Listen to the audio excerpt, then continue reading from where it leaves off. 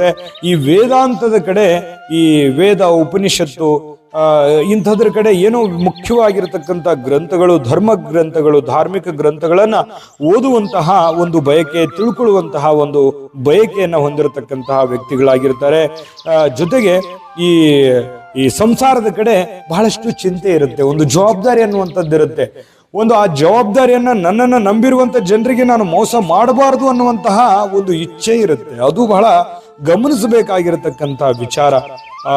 ಜೊತೆಗೆ ನೋಡಿ, ದೊಡ್ಡ ದೊಡ್ಡ ಕೆಲಸಗಳನ್ನ ಬಹಳ ಸುಲಭವಾಗಿ ಮಾಡಿ ಮುಗಿಸುವಂಥದ್ದು, ಬೇರೆ ಬೇರೆ ಮೂಲಗಳಿಂದ ಆದಾಯ ಬರಲಿ ಅನ್ನುವಂತಹ ಮನಸ್ಥಿತಿ ಉಳ್ಳಂತಹ ಕಟಕ ರಾಶಿಯವರು. ನಿಜಾನ ಸುಳ್ಳ? ಈಗ ನಾನು ನಿಮಗೆ ಮೈನಸ್ ಪಾಯಿಂಟ್ಗಳ ಬಗ್ಗೆ ಹೇಳಬೇಕಲ್ವಾ?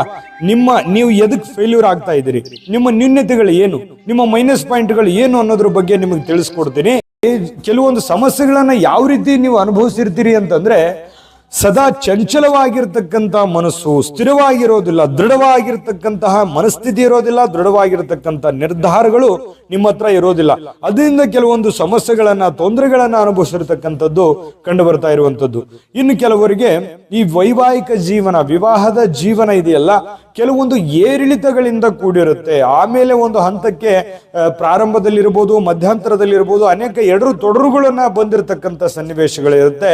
ಅದನ್ನೆಲ್ಲ ಯಶಸ್ವಿಯಾಗಿ ನೀವು ಮುಂದುವರಿಸ್ಕೊಂಡು ಹೋಗಿರ್ತೀರಿ. ಅದರಿಂದ ಸ್ವಲ್ಪ ಆರ್ಥಿಕ ಪರಿಸ್ಥಿತಿಯ ಮೇಲೆ ಸ್ವಲ್ಪ ಒತ್ತಡ ಅನ್ನುವಂಥದ್ದು ಆಗಿರುತ್ತೆ.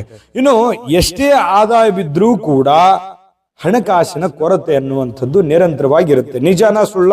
ಯೋಚನೆ ಮಾಡಿ ಕಾಮೆಂಟ್ ಮಾಡೋದ್ರ ಮೂಲಕ ತಿಳಿಸಿ. ದುಡ್ಡು ಬರ್ತಾ ಇರುತ್ತೆ, ಬಟ್ ಉಳಿಸ್ಕೊಳಕ್ಕಾಗಲ್ಲ.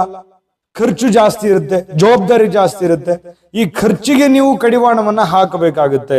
ಯಾಕಂದ್ರೆ ನೀವು ಅನ್ಕೋತೀರಿ, ಬಹಳ ಪ್ಲಾನ್ ಮಾಡಿರ್ತೀರಿ, ಏನೋ ದುಡ್ಡು ಬರ್ತಾ ಇದೆ, ಅದನ್ನು ಉಳಿಸ್ಕೋಬೇಕು, ನಾನು ಇಷ್ಟು ಉಳಿಸ್ಕೋಬೇಕು, ಅಥವಾ ಇದನ್ನ ಏನಾದ್ರೂ ಒಂದು ಮಾಡಬೇಕು, ಇದನ್ನ ಏನಾದ್ರೂ ಒಂದು ಅಚೀವ್ಮೆಂಟ್ ಮಾಡಬೇಕು, ಒಂದು ಗೋಲ್ ಅನ್ನ ನಾನು ರೀಚ್ ಮಾಡಬೇಕು ಅನ್ನುವಂಥದ್ದು ಮನಸ್ಸಿನಲ್ಲಿ ಇರುತ್ತೆ. ಬಟ್ ಮಾಡಕ್ಕಾಗಿರಲ್ಲ, ಬೇಸರ ಆಗ್ಬಿಡುತ್ತೆ. ಏನಪ್ಪಾ ಇಷ್ಟೆಲ್ಲ ದುಡ್ಡು ಬಂತು, ನಾನು ಏನು ಮಾಡಕ್ ಆಗ್ಲಿಲ್ವಲ್ಲ ಅನ್ನುವಂಥ ಬೇಸರ ಇರುತ್ತೆ. ಇದು